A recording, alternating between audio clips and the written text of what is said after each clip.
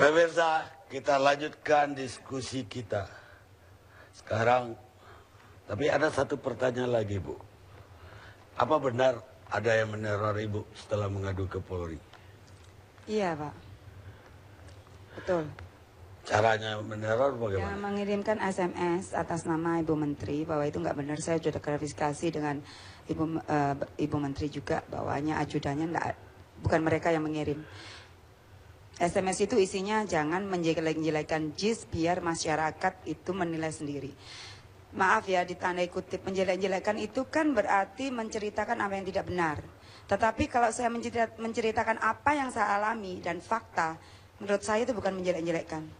Begitu. Baik. Baik. Sekarang ke pengacaranya Ibu.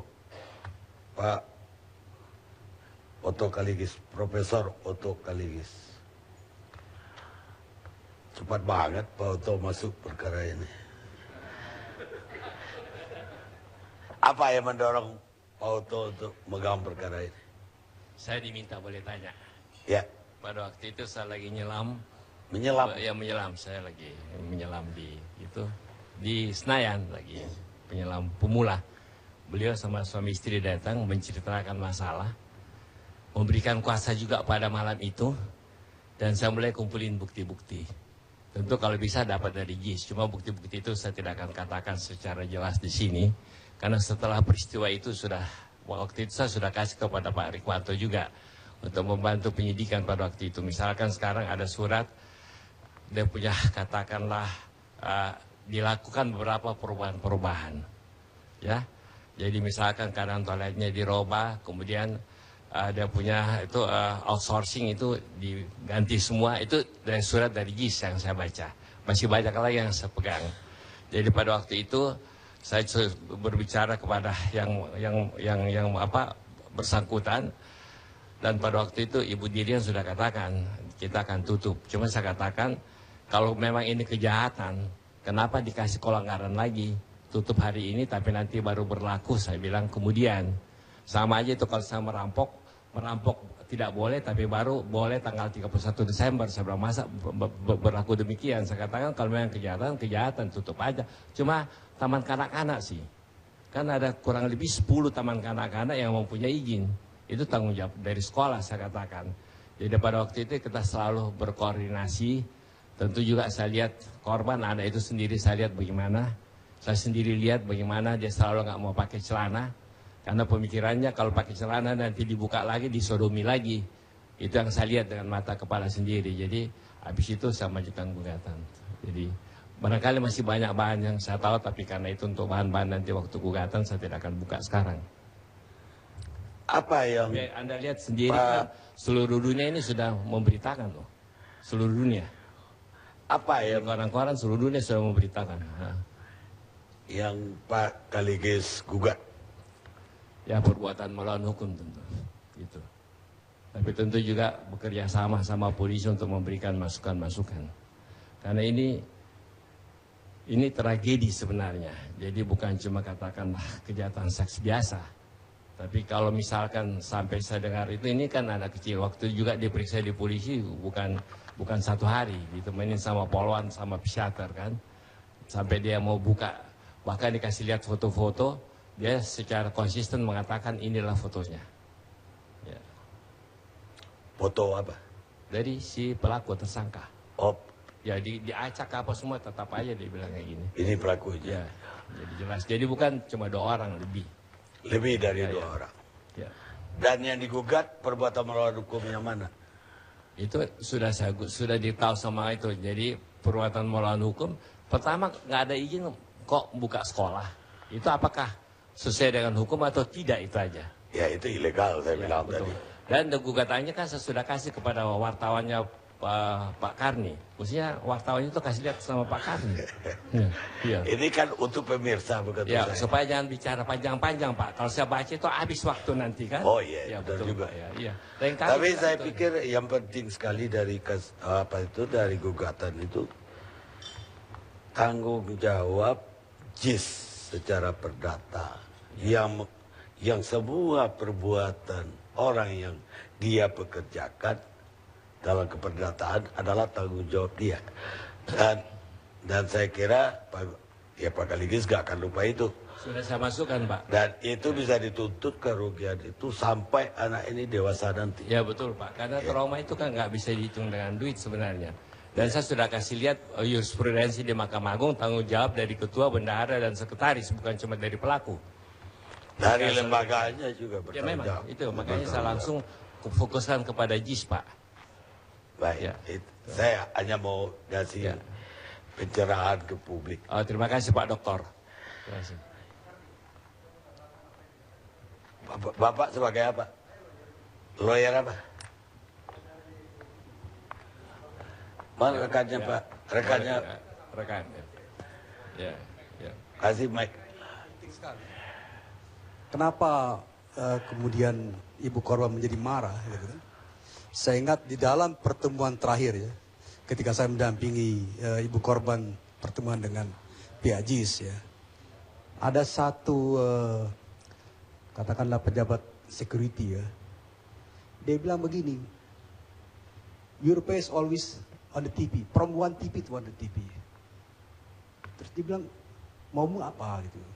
Terus kemudian dalam pertemuan dengan head of wakil kepala sekolah itu dia bilang, anakmu itu apa masih bisa sekolah di sini?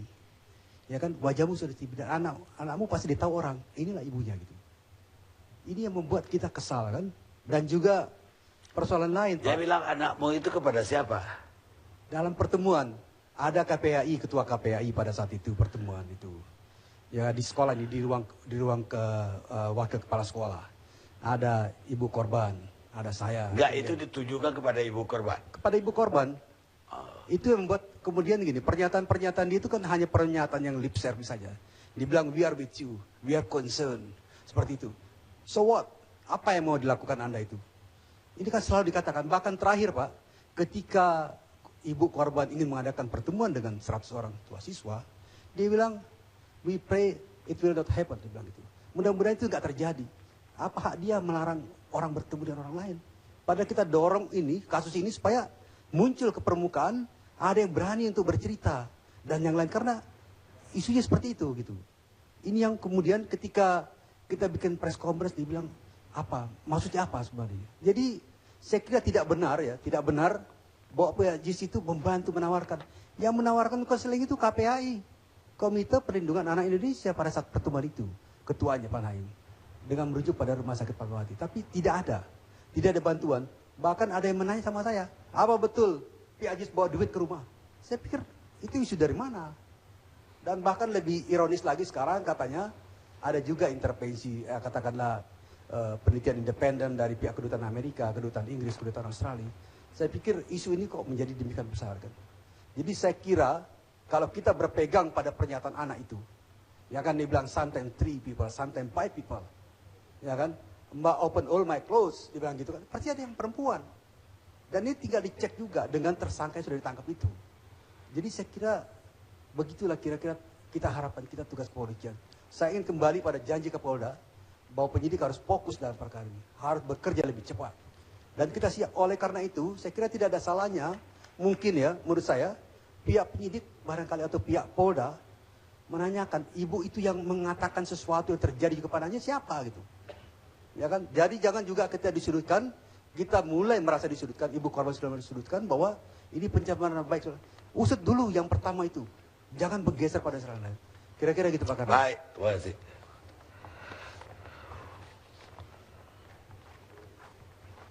Saya mau ke pengacara tersangka. Mungkin yang dimaksud dengan pengacara saya itu kan setelah pertemuan orang tua itu saya ke JIS, saya menghadap ke JIS karena di situ ada orang KPAI. Nah kemudian saya ditemani dengan pengacara saya. Kemudian bos security, saya nggak tahu jabatannya apa, tapi saya ingat namanya itu Mr. Chris. Dengan bangganya bilang ke saya, itu wajah kamu sudah all over Indonesia. Wajah kamu tuh di seluruh televisi seperti kamu. Loh, kamu sekarang sudah terkenal. Saya terus terang, pribadi saya tersinggung. Saya bilang, saya tidak bangga seperti ini. Tidak bangga saya. Dan kemudian dia pun bilang kepada saya di depan orang KPAI, Kamu lihat, sekarang semua orang tua sudah tahu anakmu itu yang korban pelecehan. Kalau teman-temannya anakmu tahu, terus kemudian dia masuk sekolah lagi, terus dia diledekin teman-temannya, bagaimana?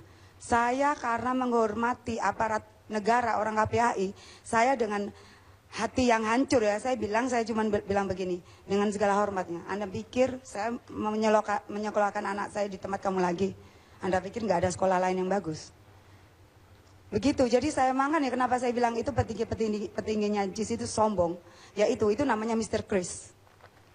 Baik, benar itu 300 juta per tahun. Salah pembayaran itu suami saya, Pak. Saya tahunya cuma uang sekolah aja. Ya. Aripoto, pengacara JIS. Pak Deddy juga. Terima kasih Pak Karni. Pertama-tama posisi kami ini sulit karena biar bagaimana ada satu musibah yang terjadi terhadap anak Ibu Tresia ini. Ya, dari pihak sekolah tentu pertama-tama mengatakan prihatin dan mengutuk apa yang terjadi. Dalam bahasa Profesor OCK ini tragedi memang yang terjadi.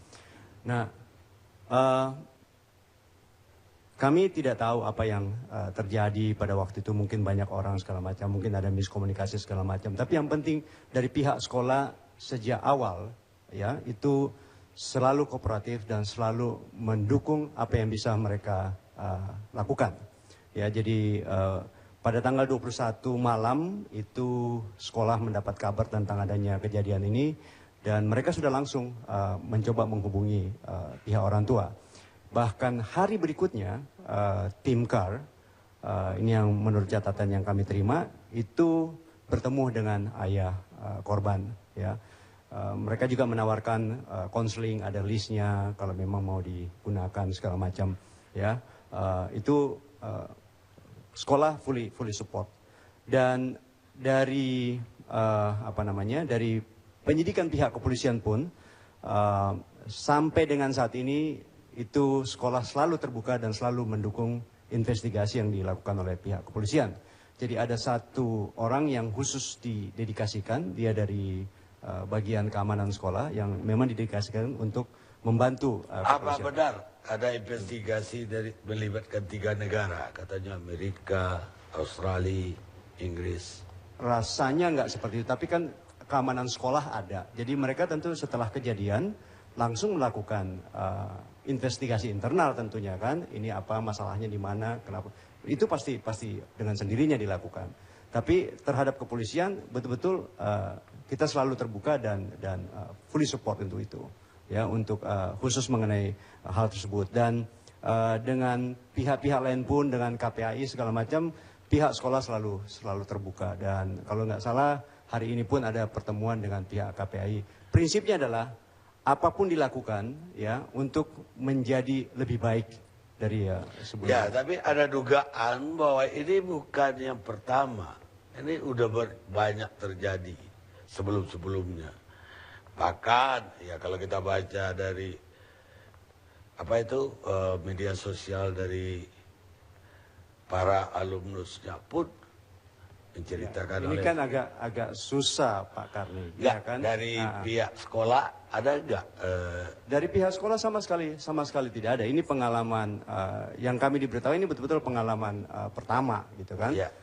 Yang mereka hadapi. Dan oleh karena itu mereka juga sangat kaget karena ya kalau tadi dilihat seperti benteng segala macam, ya memang mereka sangat concern dengan itu, ya sangat concern dengan apa? Pendidikan anak-anak segala macam, dan ini bukan sekolah yang baru gitu loh. Jadi kalau kita lihat memang dari ini TK pun umurnya udah 16 tahun loh. Ya, betul. Jadi bagaimana dia 16 tahun tanpa izin? Kami perlu menyampaikan begini, bahwa ini bukan program baru memang, ya. Ini bukan program yang baru. TK ini bukan program yang baru.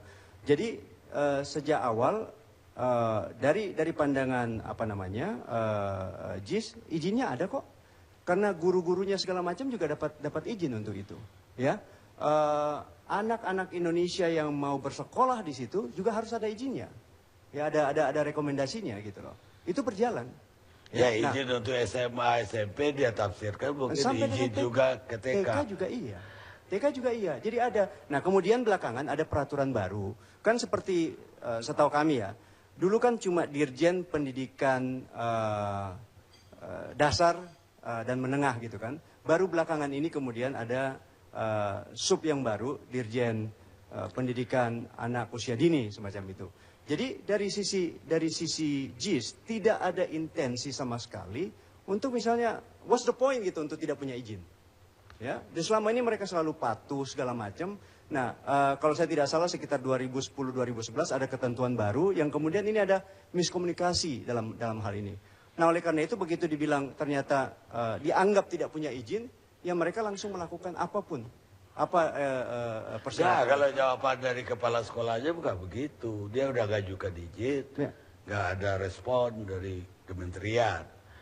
Bukan dia selama ini merasa punya izin. Ya. Dia udah mengajukan, cuma nggak direspon. Nah, mesti dijelaskan begini dulu Pak Karni. Izinnya ada kan, kemudian ketika ada perubahan peraturan, ya mereka mencoba comply dengan itu, ya kan?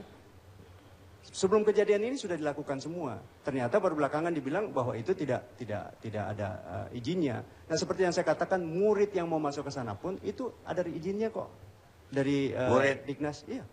Kalau murid Indonesia yang mau masuk ke sekolah internasional, ada izin atau rekomendasi semacam itu. Ya, tapi kalau murid TK apa perlu izin? Iya. Iya. Dari siapa? Dari Dirjen Pak Karni. Dirjen juga? Iya. Untuk TK JIS? Iya. Ada. Baik, Pak Deddy, ada tambahan? Pak Karni, jadi dalam hal ini juga sekali lagi saya menyampaikan rasa